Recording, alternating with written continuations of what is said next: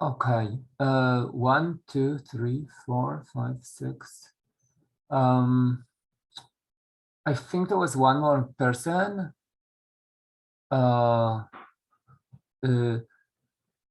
Dobra. So Carl, you know what? Because I'm recording, I'm not really sure what happens when there is other people on the video when I record. I can turn it off. Yeah, I mean, it's in general, it's nice to see people, but I'm not really sure what happens, you know, when I record, right? Because it's hard to read as it is, and like, not, if that's only half the screen, or I actually don't know how that works on your side. Okay.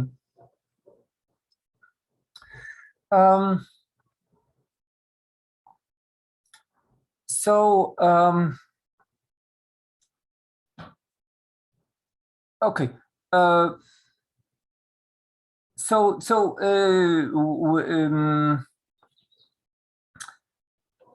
We saw the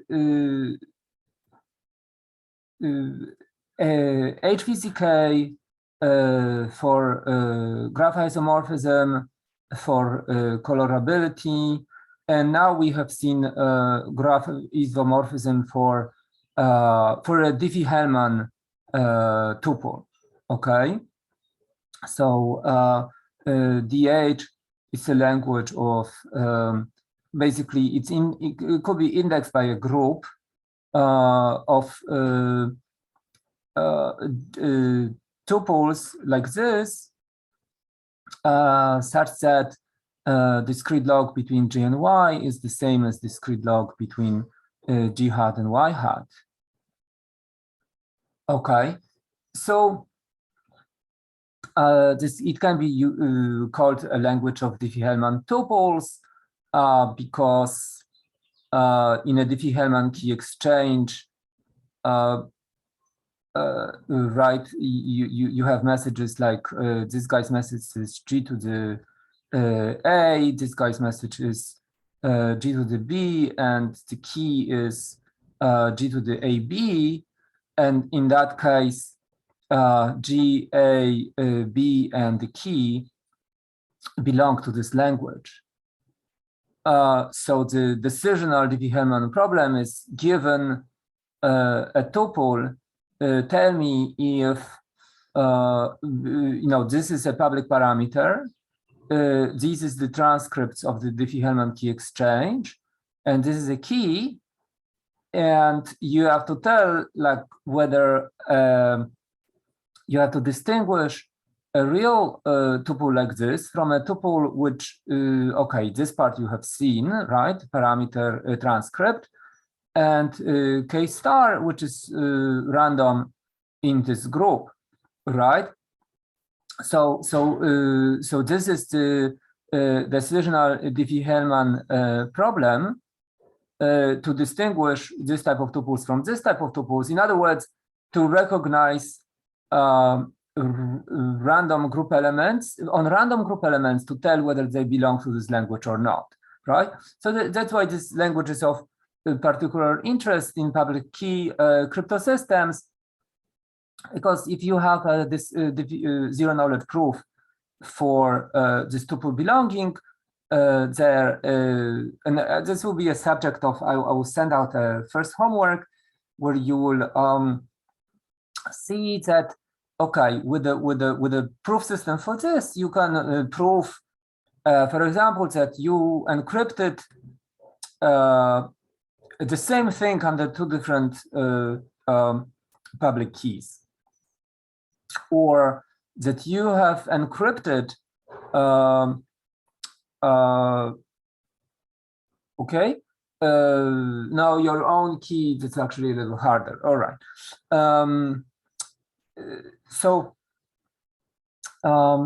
And this proof system by Schnorr that you saw last time, it actually extends to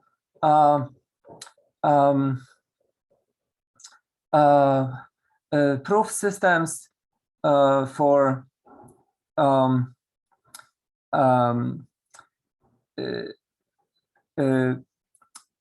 relations, arithmetic relations on discrete logarithms. So in here you have the basic relation. The discrete logarithm between these elements is the same as between these elements. But you can ask for some other relations, like for example, you have a bunch of elements, and perhaps you want to argue that a discrete logarithm between one pair plus the discrete logarithm between another pair is equal to a discrete logarithm between a third pair, or that they are, once you have summation, perhaps you basically have linear equations on discrete logarithms. Perhaps you can have multiplicative relations. Perhaps you can prove any arithmetic, any property expressed by an arithmetic circuit over, where the arithmetic circuit goes over the order of this group. And the inputs to the circuit are discrete logarithms between some base group elements. Why would you want to do that? Well, this translates into ability of proving things like for sort of crypto systems with novel, interesting features. Like, for example, anonymous authentication, group signatures, aggregate signatures, ring signatures, all these different anonymity and privacy protecting crypto system tools, electronic cash, and when you have and the applications keep on coming. So this extension will be a subject of a homework, because I think it's like a nice exercise that you can do on your own, and there will be some application problems there as well. And so far we have seen that we can have for all except of the tricolorability, because it was the Sigma protocols were this one and that one.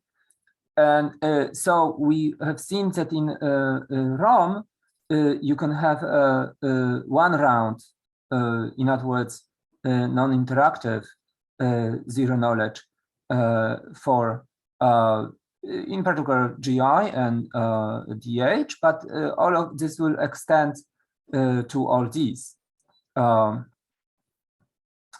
In CRS, you can have a 3-round for all of them, in particular for NP, and in a plane model, you can have 5-round zero knowledge.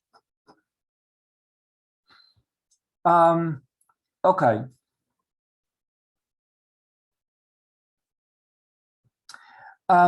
So here is a bunch of things that we will not go over. Okay, because we have to cut and choose and get going, right? So there is a 5-round ZK for NP. Just arrange commitments better in some sense, if you remember how this result went, and you can get it down to 4 rounds in the plane model. So plane model meaning no common reference string, no bizarre assumptions like that some hash function is a random oracle. In CRS, you can have NISIX for NP in CRS. Okay, so we have seen a relatively simple result with trapdoor commitments, distinct use trapdoor commitments, equivocable commitments. You can get it down to 3 rounds, but actually you can have a non-interactive. This is feasibility. Sorry for not giving you a citation. There's definitely Goldreich is on this, but I forgot who else. Feasibility for NP. So for NP complete language, I forget whether this was done for colorability or Hamiltonian path. Also Hamiltonian path, but we haven't shown this. But it's in the notes that I'm posting on the syllabus. So for whether this NISIC was natively done for colorability or Hamiltonian path, I don't remember, but it's this polynomial time, but it's like a kind of monstrous polynomial time. However, for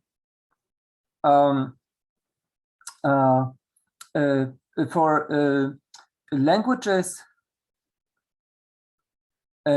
of relations on discrete logarithms, which I just sort of hand waved what kind of language that is just a minute ago, talking about extensions of these type of relations. So for languages of relations on discrete logarithms in groups with a bilinear map. In other words, elliptic curves with special structure. There is other ways to implement it, but the most sort of famous one is Weyl pairing.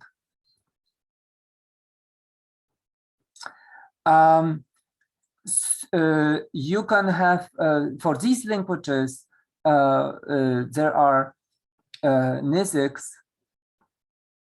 in CRS with efficiency kind of similar to Schnorr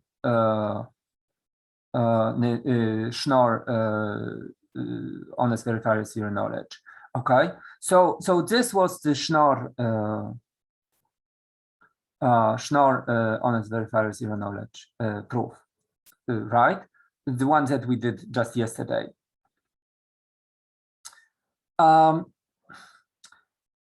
The difference is now there is like a kind of quality jump in terms of efficiency.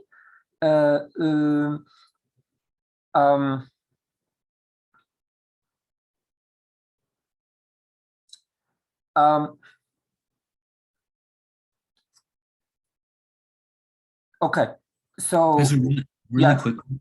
Underneath it goes ROM CRS, and what's the third bullet? Sorry, plain. Plain. Okay. Yeah. Meaning no CRS, no random oracle, just basically no assumptions. I mean, no trust assumptions.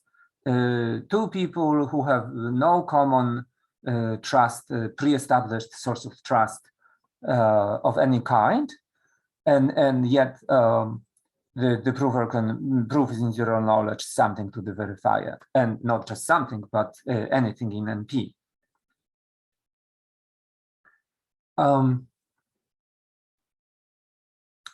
Okay, something I maybe didn't stress sufficiently in the last lecture was that soundness error in HVZKs for graph isomorphism. Let's look at the soundness. Let's review soundness errors in these different HVZKs, because they will determine the eventual efficiency of real zero knowledge, not just honest verifier zero knowledge. So for graph isomorphism, it was 1/2, okay, which means that in practice you have to repeat order of security parameter number of times for real ZK, okay? But plus also natively it's HVZK, so you also have to use some other methods to translate honest verifier zero knowledge to real zero knowledge, but that's you know, that's we talked about that. Okay, so maybe I shouldn't say ZK, because that's for that you need an additional methods for negligible soundness error, which you in practice. For the colorability and Hamiltonian path proof is similarly bad. It was 1/m, where m is the number of edges. Okay, so therefore you need to repeat. Order of basically n square, which is the number of edges. So this is right, n square, where n is well the number of nodes times the security parameter to get negligible soundness error. But in Diffie-Hellman and you know, basically DL relations, because as you will see in the homework, this extends to all sorts of discrete logarithm relations. The Schnorr proof, and by Schnorr proof I mean like the extension of the Schnorr proof to all these relations. The soundness error is 1 minus 1 over the size of this group. So it's a okay. So how do I? Okay. So what do I mean by soundness error? Okay, let's get this clear. So actually, I guess soundness error means the probability with which the prover can cheat. So so I said this one incorrectly. If soundness error means the probability that the prover can cheat, then the soundness error is 1 minus 1/m. So right, so he can cheat with the very large probability, but just not 1. And therefore, repeating this many times still gets us negligible. So if that's the notion of soundness error, as it should be, then the soundness error of a Schnorr proof is just 1 over the group size. So it's already negligible. Okay. Of course, we would like to have such a thing for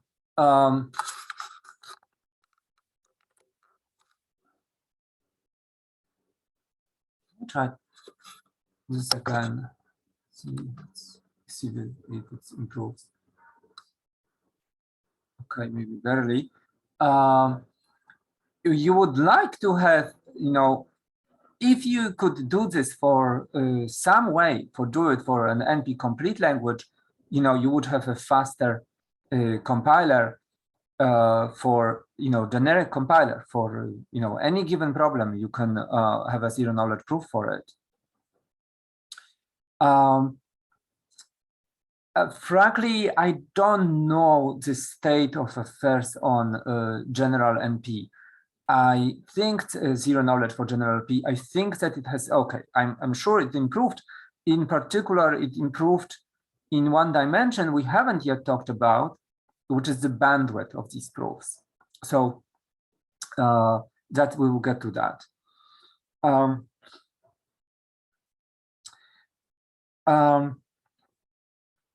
Okay.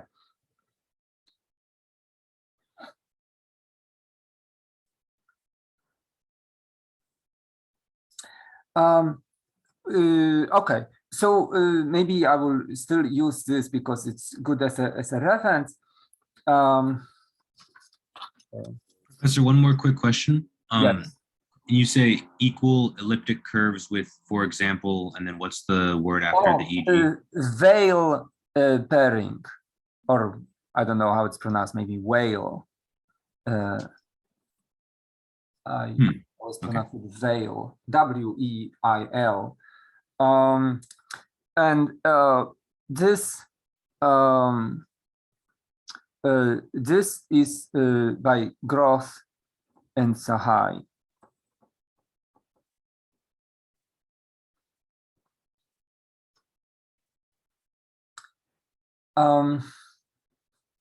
You know what? Maybe I'll quickly tell you some intuition for how you know. I mean, it's not. It doesn't. You know, it barely scratches the surface. But these proof systems are not horribly complicated. But let me. Maybe this is a good occasion to mention what elliptic curves with pairing. What that means. So if G is an elliptic curve with veil pairing,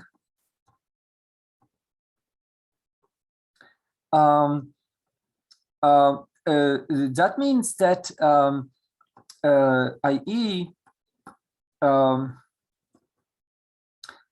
There exists there is efficiently computable pairing function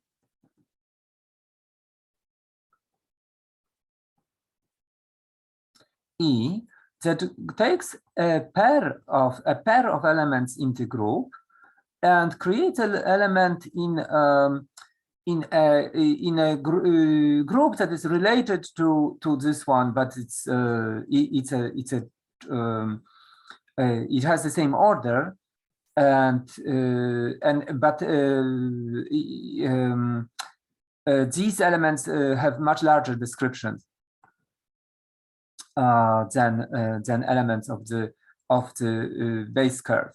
So base curve can be, you know, even I think 256 bit because the best discrete logarithm for some curves is still just you know baby step, giant step algorithm that so here square root complexity, right? So in order to have 128-bit efficiency security, you have to have 256 bits. Although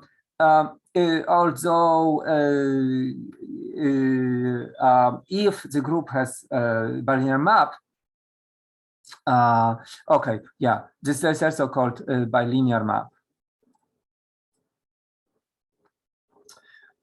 Then actually the group has to have larger. Actually, don't know if it has to have larger order. Okay, so scratch that.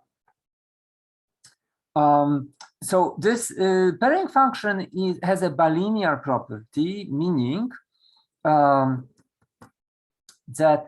if you compute this function on two elements like this, right? It's a pairing function. There is an operator. G has prime order.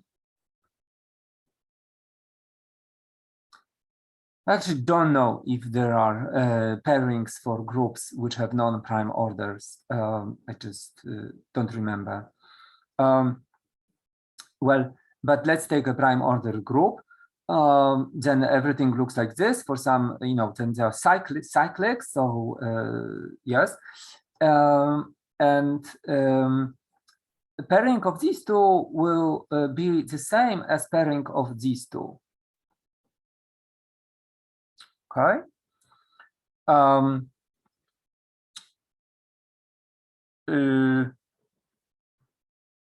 This is maybe bilinearity is not quite apparent. So the one way to say this is equivalent to asking that if I take a map on this, then this is the same as the map on this to the power b. But so it's linear on this component. In the elliptic curve setting, in a multiplicative group, we designate group operation as multiplication, and therefore this will be an exponentiation.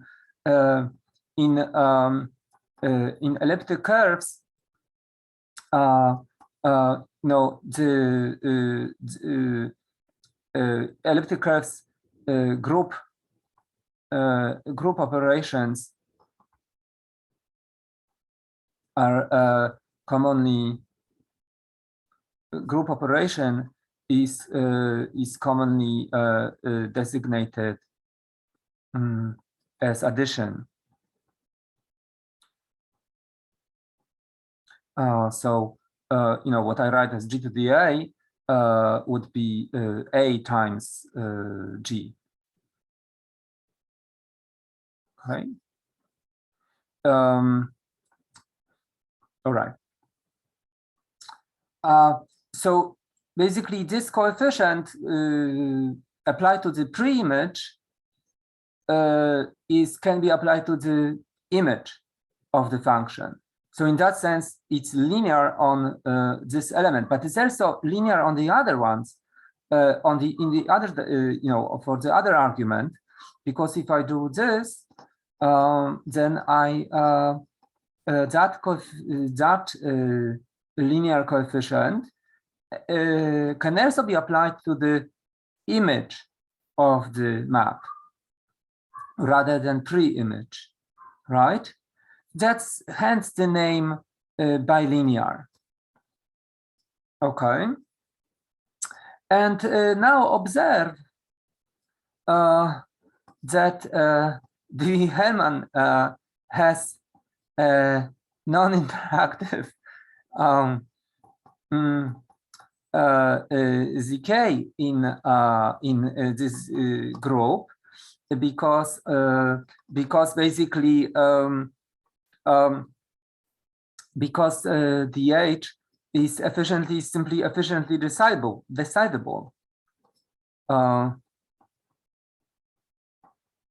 Okay, so you actually don't have to send anything. The verifier can just decide this on their own, right?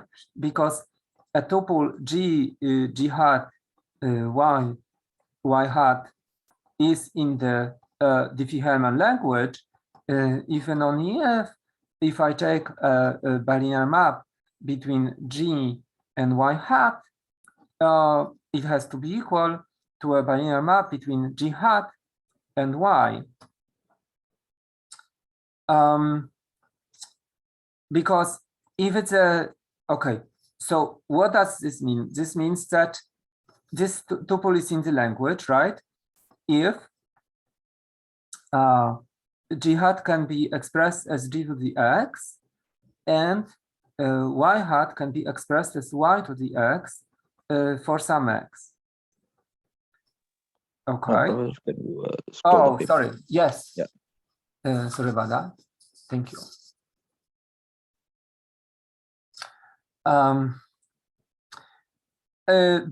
But if y is designated as, let's say, g to the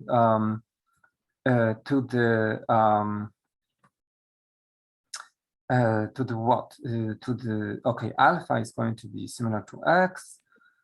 W? Huh? W? W, excellent.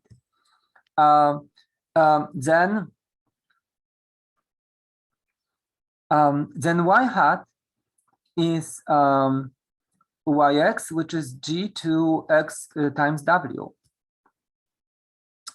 right? So in other words, a tuple belong in this language.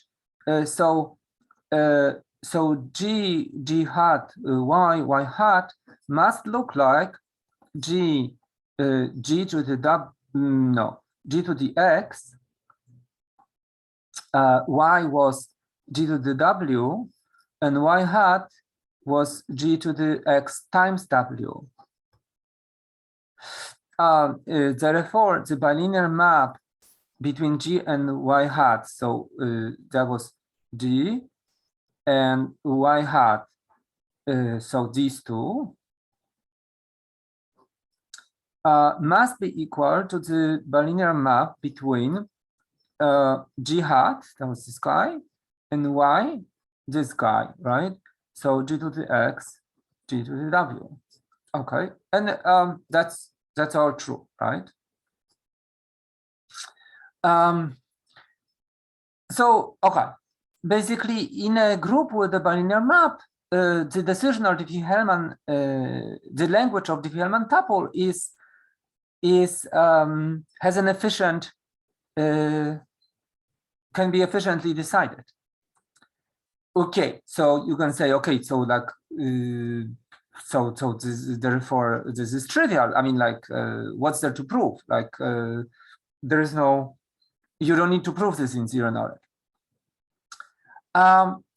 However, but I mean, how useful is a group with a bilinear map, right? Because we cannot even set up Diffie-Hellman key exchange, and we cannot set up El-Gamal encryption.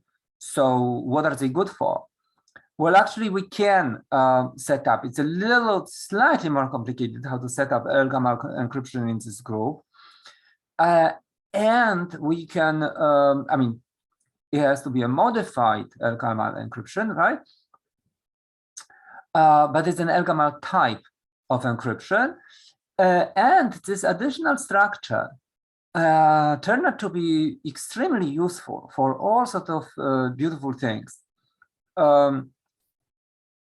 In particular, Groth-Sahai showed that using effect,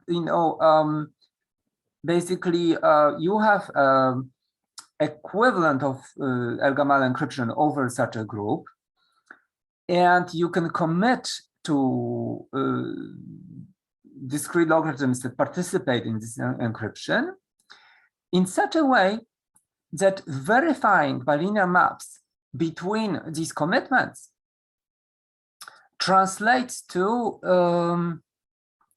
verifying some equation of interest that, for example, implies, okay, that two ciphertexts encrypt the same thing, okay, under two given public keys, etc., etc.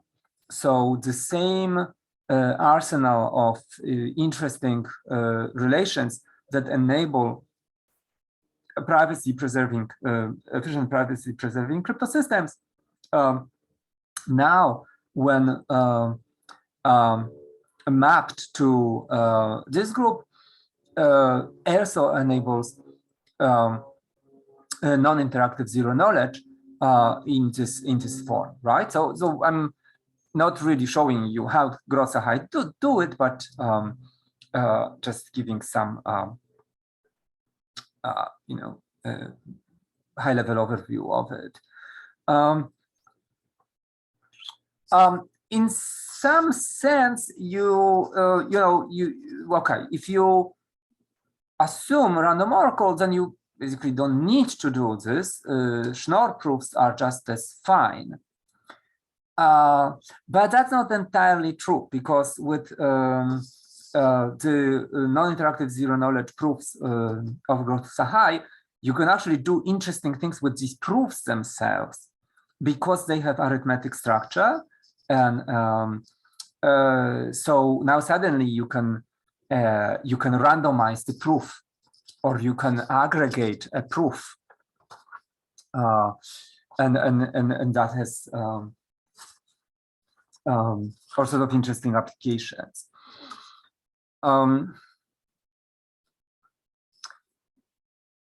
Okay.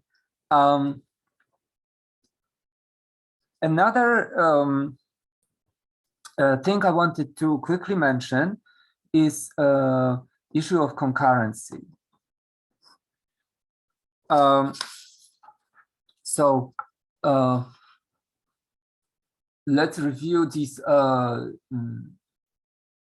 three types of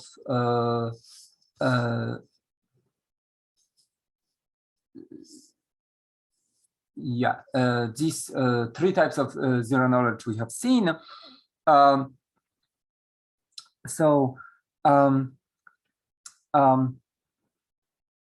For ROM-based, so random oracle-based NISICs from Sigma protocols. Okay.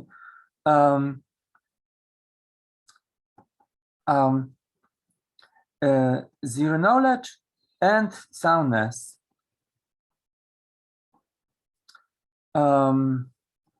go through how do I say, zero knowledge and soundness are preserved in concurrent composition. Okay, so maybe first of all, what do I mean by concurrency? Okay, sorry to maybe this isn't so clear. So concurrency in zero knowledge, right? I mean, so imagine that there is a bunch of provers. Each one proving their own statement. But even you can think of them as a single prover, just proving many things all at once. And you have a malicious verifier. So each of these are, execute these zero knowledge proofs.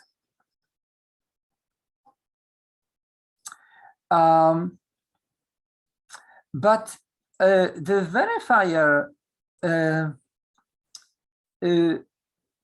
controls all network and controls scheduling in the sense that he can trigger these provers and saying, okay, please, you start. He sends the first message. And now the verifier says, okay, I don't want you to go now. I'm not going to reply. Please, you start. And, he triggers these guys to give him messages of proofs, of their proofs. He executes some malicious code deciding how to respond. And then he responds to, any of these that he feels like, eliciting the response from the prover, etc. And you need all of this, to be simulated. So, moreover, these provers go on statements that actually perhaps are determined by adversary as well. So what it is that they are proving really should be up to the attacker. Because, think of like how a zero knowledge proof would be executed. So in applications, let's say that these provers are proving their, say you use zero knowledge proof for authentication. So typically you would prove, something that relates to some nonce, right? Like, and what's the nonce? Well, the nonce is given by the verifier. The verifier says, okay, here is the random nonce. Please prove something, that you have the public key, but also the proof somehow must involve the random nonce. Right, and then in general, right? So for applications, because we don't know who is going to use it and how, we have to surrender. We need zero knowledge to work for arbitrary statements. So think of them as determined by the attacker. Now, simulator gets these statements as well.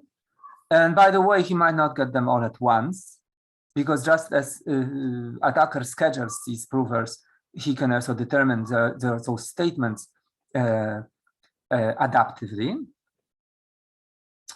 And he needs to, emulate all of these without the knowledge of the witness. So these guys, of course, must come with the witnesses for the proofs honest provers to function. Okay, and then so this is the goal. And as we noticed for some zero knowledge proofs that we have seen, okay, so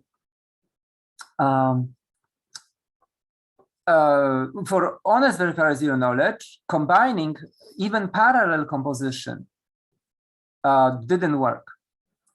So let alone concurrent, because in particular, concurrent composition is that this guy is nice enough to let all of these provers start all at once. Okay, in which case concurrent reduces to parallel. I mean, yeah.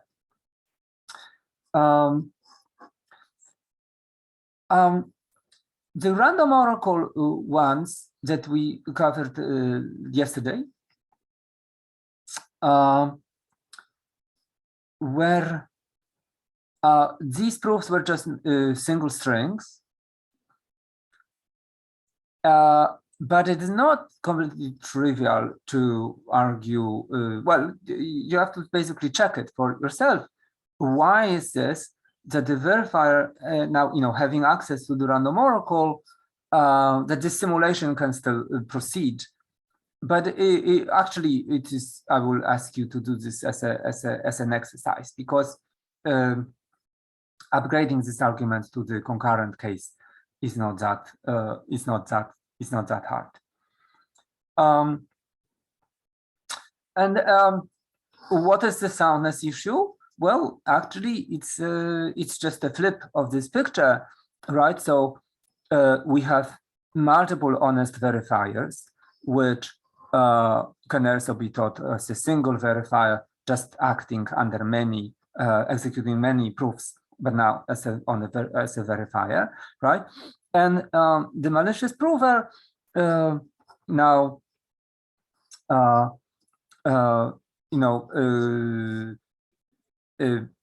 participates in these proofs, right? And again, these verifiers will be triggered on some statements. And what the prover wants to do is that at least for one X is not in the language, the verifier will accept, right? So all these verifiers output a bit, and basically the prover wins if any of them output one on XI not in the language. And it's not obvious for some of these proof systems that whereas for a single execution it worked, but for these ROM-based NISIGs, and by the way, this whole way of translating Schnorr proofs, Schnorr type of Sigma protocol to a non-interactive, I also didn't mention this last time. This is called Fiat-Shamir heuristic. It's heuristic because this is because the word heuristic was used because it needs random oracle. Okay, so it was Amos Fiat and Adi Shamir who pointed out that if you assume that the hash function is random, or maybe they didn't even use these terms, they just said, well, how about you try to make these proofs non-interactive by hashing? And it was later that somebody actually coined, Belar and Rogoway, that this way of treating a hash function is essentially treating a hash function as a random oracle. And although they might not have been the first to point this out, but they were the ones to write it down formally.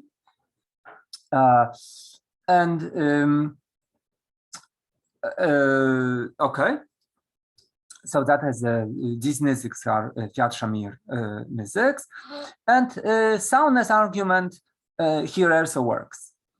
But let's now, okay, do you have questions? Well, do you have questions about what this stuff means?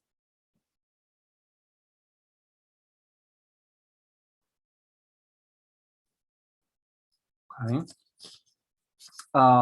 So let's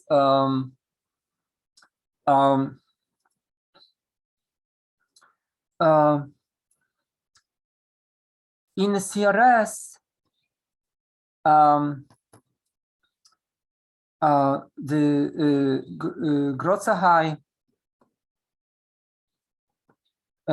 NISICs are also ZK and sound under concurrent composition CC under concurrent composition. Okay, but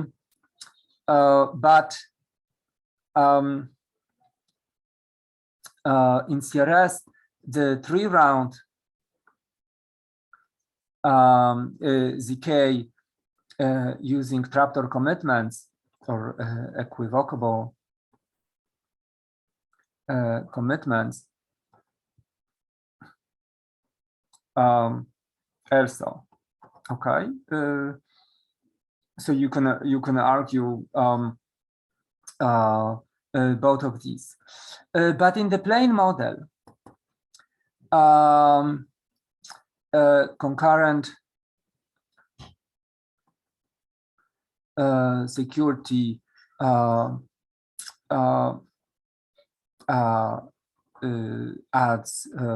requires extra work.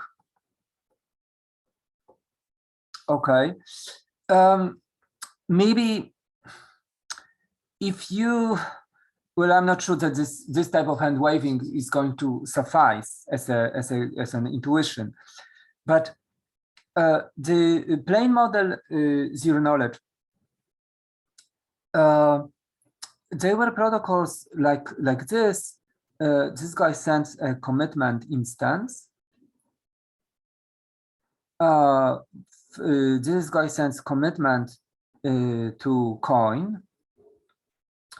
This guy sends A. This guy sends C plus the commitment. And this guy sends a response Z.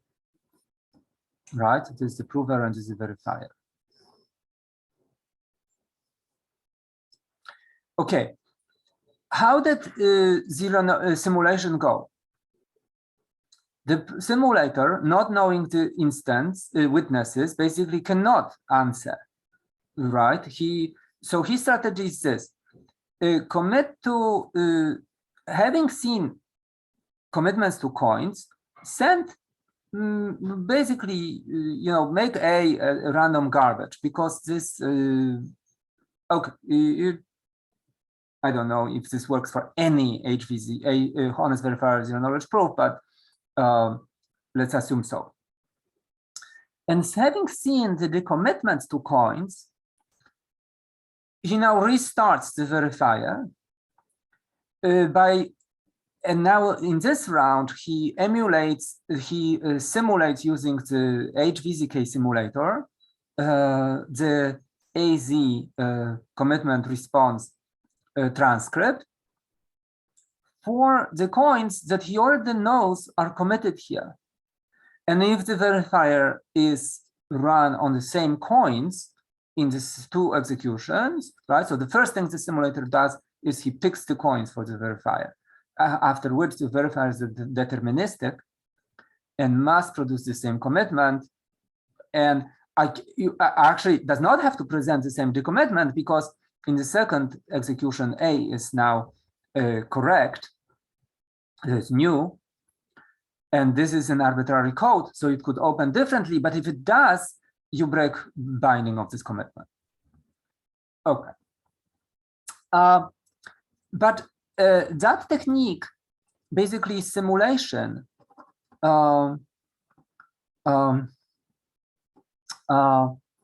requires what is called rewinding the adversary,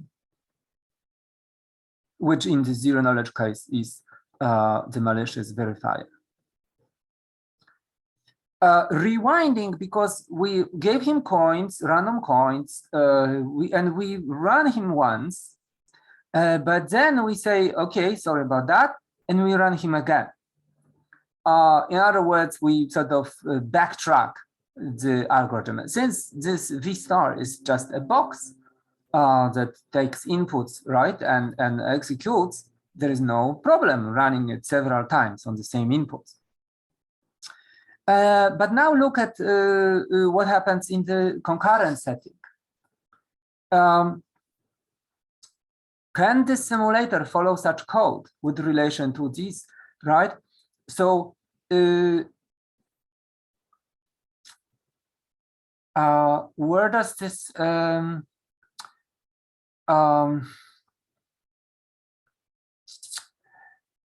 it's in a, he would have to rewind him on each of these executions separately. And okay, I guess I don't have like a very quick intuition right now why these rewindings don't, you know, are actually so where this argument that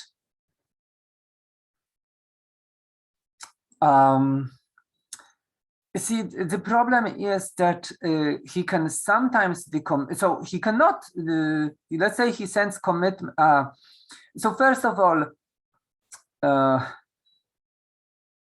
he can send commitments to some instances, but not to all. He can wait on others. Right, so we have to rewind him for those executions where he actually committed. It's not clear what happens with the, you know, executions that he's waiting for. So that will be one issue. Another is that even on the committed ones, okay, he can never decommit differently, or otherwise we can reduce such action. You know, if it occurs with feasible, with non-negligible probabilities, then we can get to it again and break, reduce it to the binding property of the commitment. But having seen our A's, which are different on the first execution and different on the you know, right? Because the simulator strategy is that there's some sort of trial A, like a fake A, trash A, and then the real A. The decommitment cannot be different. But on some executions, he can stop. And I think that's already problematic, given that there are polynomially many of them.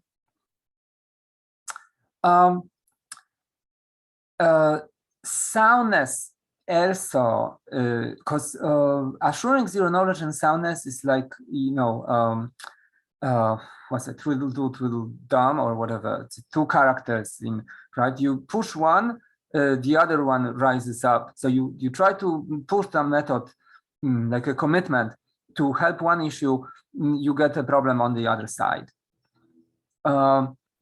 So as you're trying to fix the zero knowledge, also soundness is problematic, or perhaps is problematic already. For the, you know, given this. So what you do see here is that it's either concurrency is possible using pre-computation, or in a plain model, concurrency requires sort of repeating these protocols in complicated schedule. So basically, it is I don't want to say a mess, but basically a challenging issue. In some sense, most applications out there require some source of trust. And so you can view this as a theoretical issue and as just a feasibility issue, but it's not exactly, because if you remember some blockchain story I was telling you for a company whose efficient techniques require common reference strings that was really picked at random, and there is a whole sort of both organizational and really who picks this string, right? And why should the customers trust that this string is picked honestly? There is okay. There is coming back to Schnorr HVZK, i.e. Sigma protocols.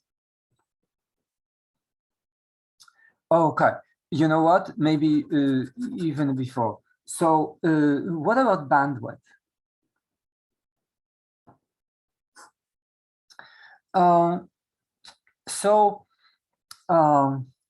There is a generic methods for bandwidth reduction, and also verifier time.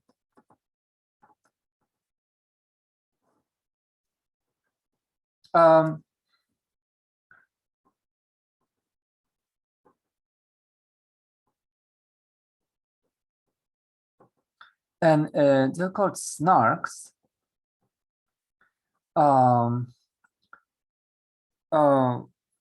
You know what? I thought it's an argument of knowledge.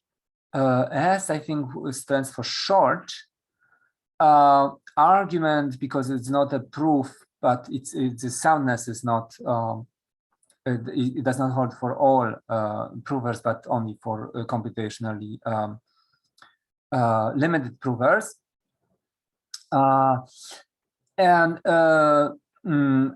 This was given for NP, and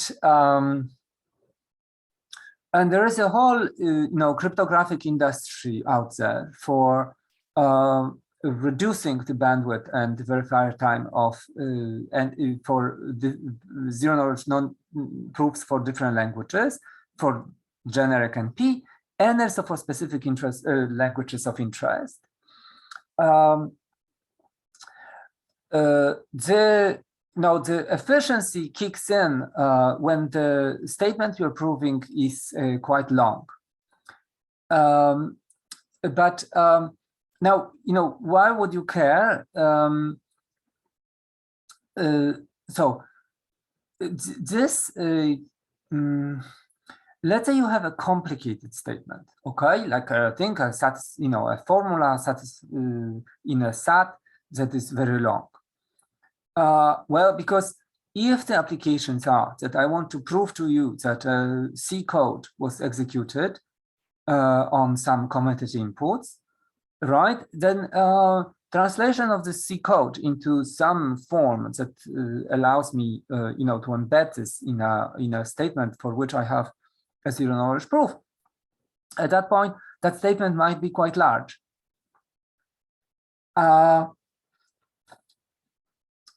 Proving it perhaps took a lot of time. But perhaps this proof was non-interactive. So, I produced the string. And whereas verifying, think of blockchain applications. One person proves that some computation was done correctly, and then tons of nodes on the network verify it to approve, right, and post on the blockchain. So verifying is happening much more often than proving. Likewise, bandwidth might end up, a significant resource, right? Because if the statement that you're proving, it was long and it involves the proof for it is linear in the statement itself, then even, transmitting it maybe is basically as hard as running the code yourself, right? So for statements of that size, bandwidth will also be a limiting resource. Professor, just a question. So does bandwidth mean literally the number of bytes of the messages being transmitted? Yes. Okay. Right. Exactly. So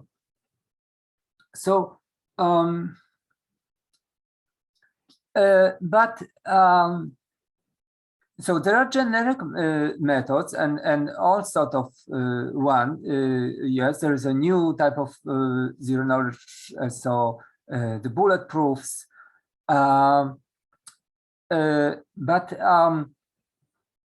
The Sigma protocols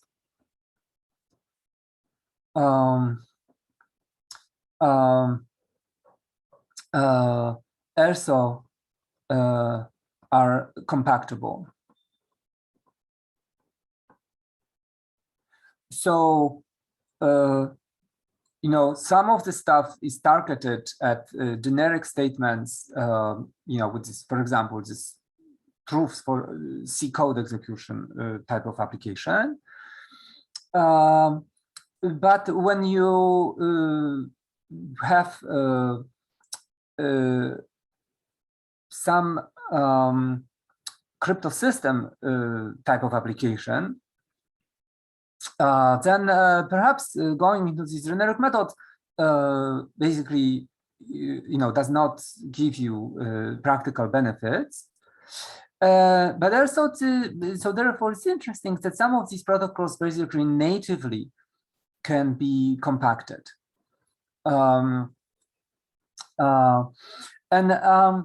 Today, I would like to show you just one fun thing that you can do with Sigma protocols, is that can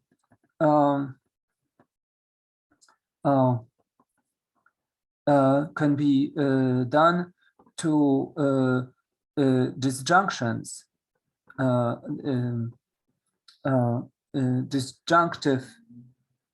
disjunctions of statements. Okay, and on top of it, even those can be compacted. Okay, but we will not. This is very recent results compacting these. Anyway,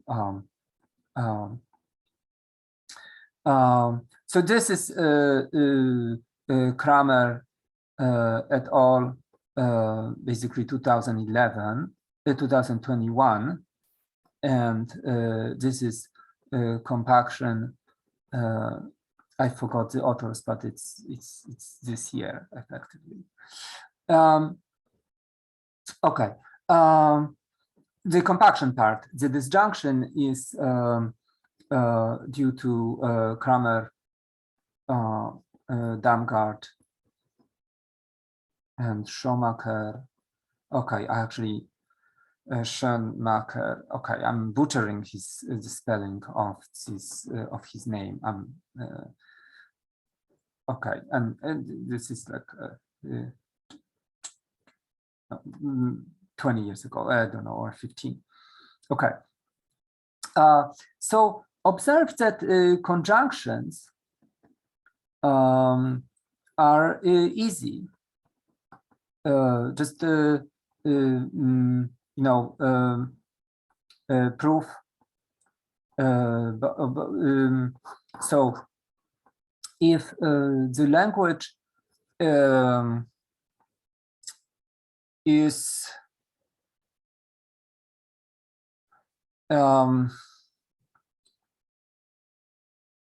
is basically like I guess you could say it like this. So, i.e., the statement is two statements, and x in L if and only if x1 in L1 and x2 in L2, then just do ZK for L1 and ZK for L2. Okay, so very simple, right? If the I have these two things, these two statements, and you have the witness for both, just do this proof system and this proof system. And okay, you have issues now with parallel composition, but as we have just argued, the Sigma protocols, once you compile them into the zero knowledge, for example, using random oracle stuff, the composition works. Okay, but how about disjunctions?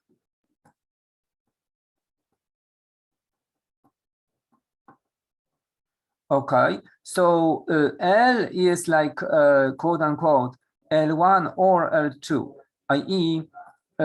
X, which is two statements, is in L if and only if either X1 is L1 or X2 is in L2. But then basically, okay, so you can say, well, how about you either do this proof or do that proof? But unfortunately, this leaks information because this way I don't only prove, this statement, because proving this statement does not reveal, should not reveal which of these two are the case. Right, that will be an extra bit. Why is it, for example, prove that committed message is a bit.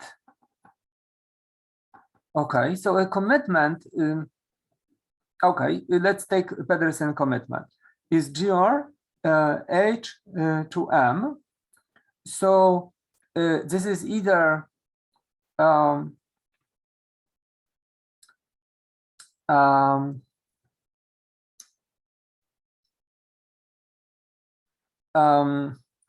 this either gr if m is 0 or gr times h if m is 1. Okay, and now I'm stopping myself because this is an information theoretic commitment. So in some sense, everything is a commitment to everything.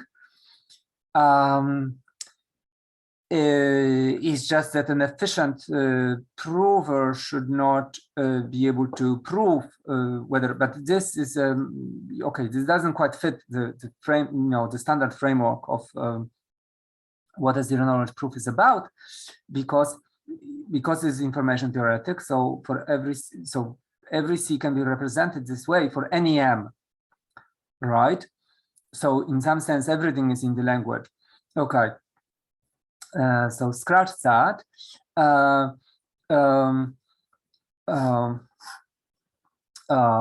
Okay, but I think instead C is a pair. GR, G hat R, HM. So this is like where G and G hat are in CRS. Okay, so where parameters are G, G hat, and sorry, G hat and H in CRS. So this is like Elgamal encryption, right under the public key G hat of a message H to the M, and it is secure if G and G hat are random group elements, or rather G hat is a random group element. Okay, but now this commitment is perfectly binding, right? For two group elements, for this group elements, this group element defines R. And once R is defined, then M is uniquely defined. Okay, so this has to be a tuple of a type GR G hat RH. Okay, if M is 0, or GR G hat RH if M is 1. Right? So if C is a pair, C1, C2, then in order to prove that i.e. Therefore proving that C1, C2 commits to a bit, that is if and only if either G hat, C1, C2 are in the Diffie-Hellman relation, or G hat, C1, C2 divided by H is in a Diffie-Hellman relationship, right? Yes, this tuple is either formed this way, or this tuple with this guy divided by H is a Diffie-Hellman tuple. If I simply proved this, then I would reveal that my committed bit is a 0. If I proved this, I would reveal that the committed bit is a 1. In order to prove that the committed message is a bit, I need to perform a disjunctive proof.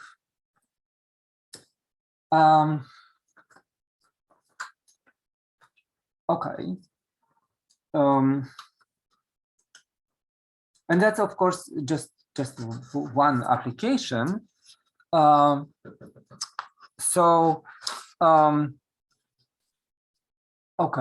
So what did so this is the Kramer-Damgard-Schumacher proof. They showed that if L1 and L2 have sigma protocols, i.e. HVZKs with special properties,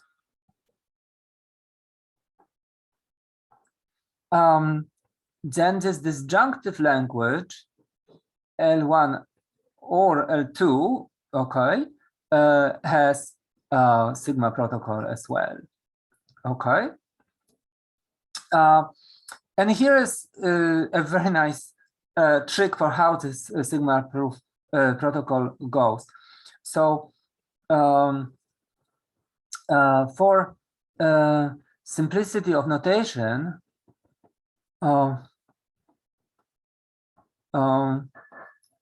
let L1 be equal to L2 be equal to some language L. And in fact, in this application, notice that it is the same language. It's just that the X is different for the two languages, right?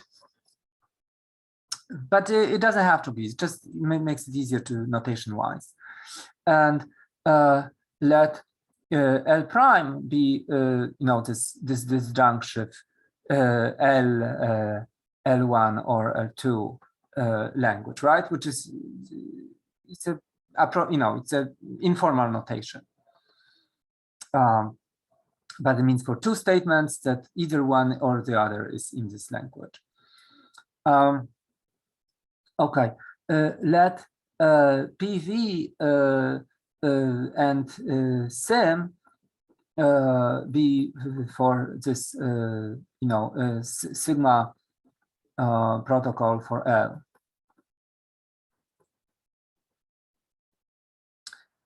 So here's P prime proof. P prime V prime sim prime will be for L prime, right? Okay, so let's look how P prime and V prime would look like.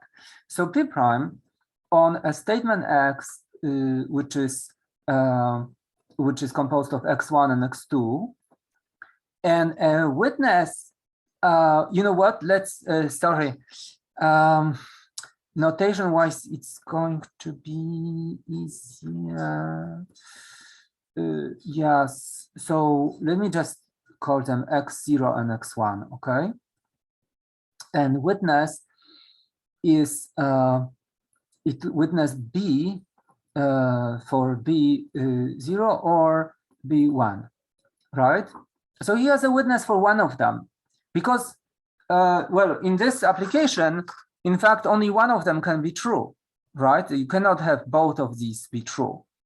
But you know, without orthogonality, I guess both can be true, but you have the witness only for one of them. Verifier has just this pair. Okay, so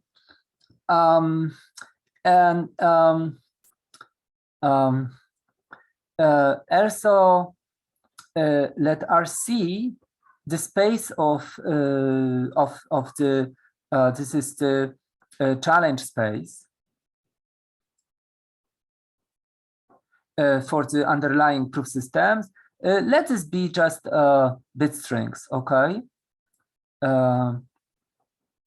So in the Schnorr proof system for discrete logarithm, the challenge was a group element, not the group element, but a field element, was a random value in ZP.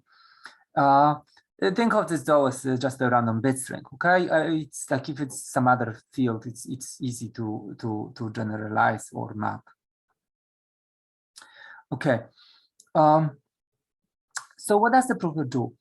He runs the underlying proof system on XB and WB.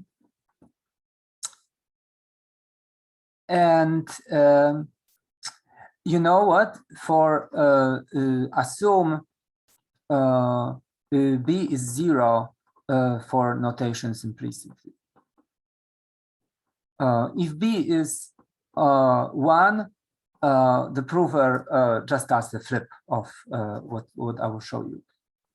Okay, so he runs the prover on X0 W0 because he has the proof for this, and that gives him the first message on that proof and some randomness that he will use to respond.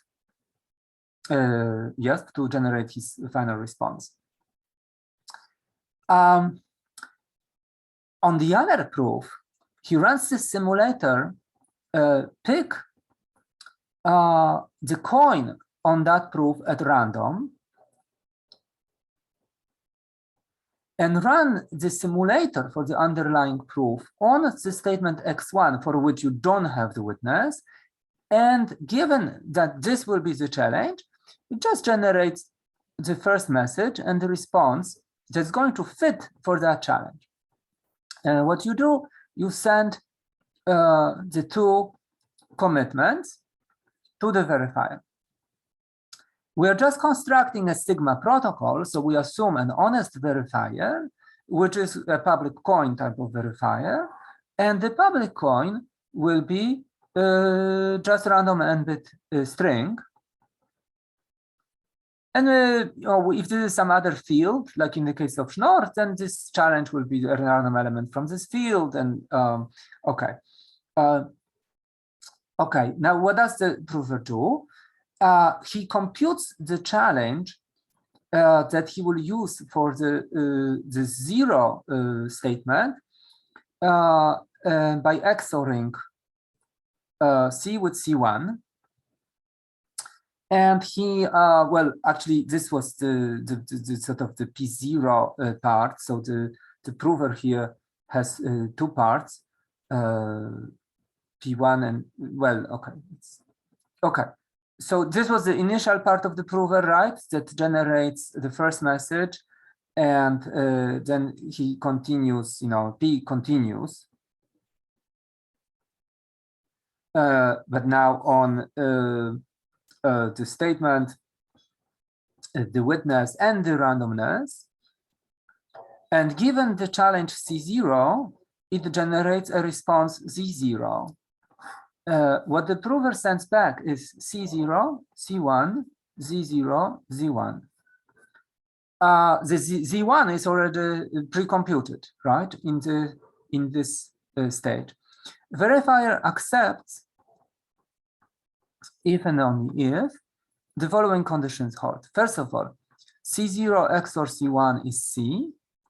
Second, the verifier, underlying verifier algorithm accepts both executions. So it accepts X0, A0, C0, Z0, and it also accepts the other execution.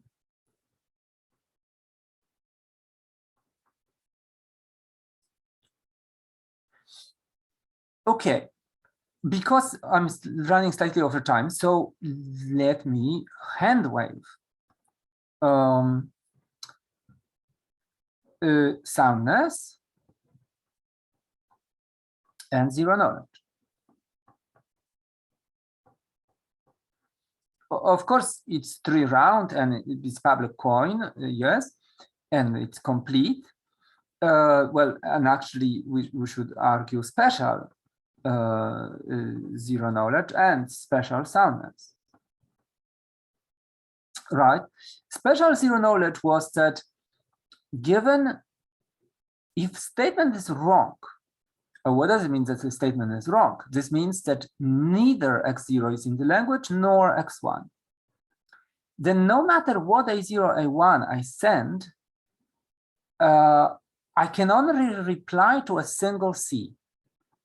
If I can reply to 2 different Cs, then then one of the statements must be true. Okay, if I can reply to 2 different Cs, then what does this mean? This means I can reply in one execution, C0 and C1 have to XOR to the first C. In the other execution, C0 and C1 have to XOR to the second C.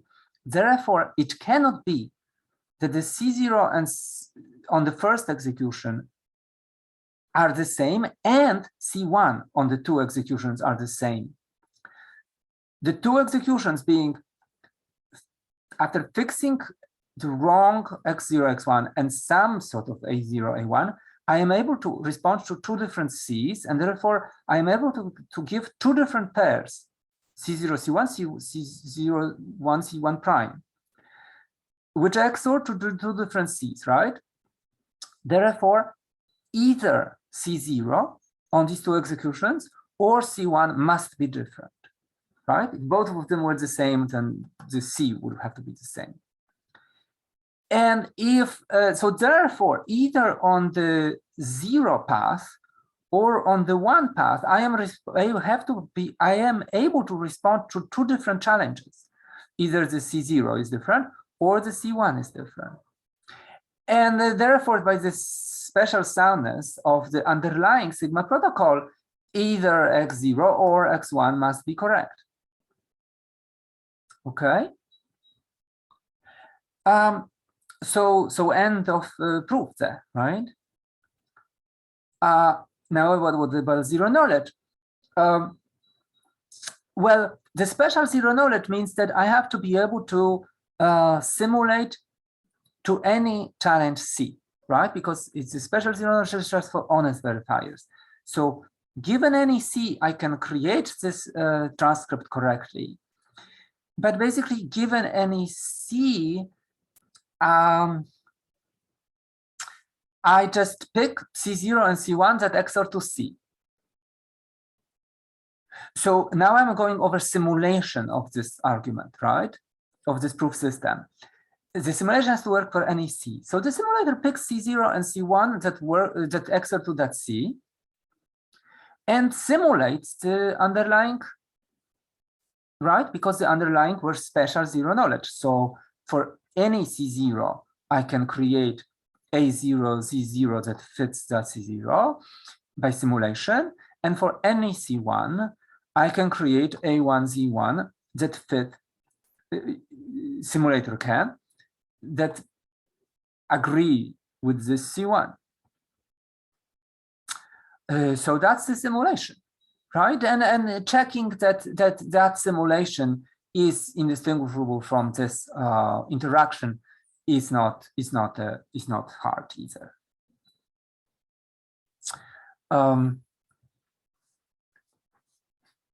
Okay.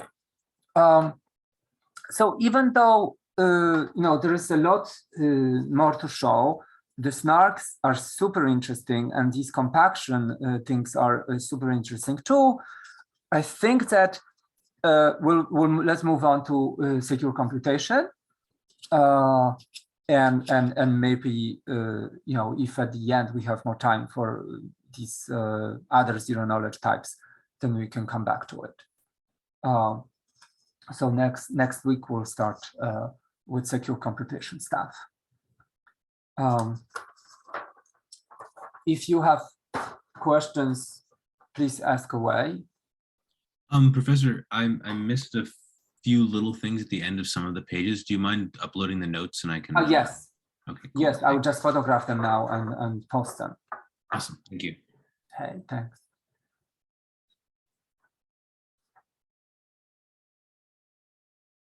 Okay, so I'll stop recording.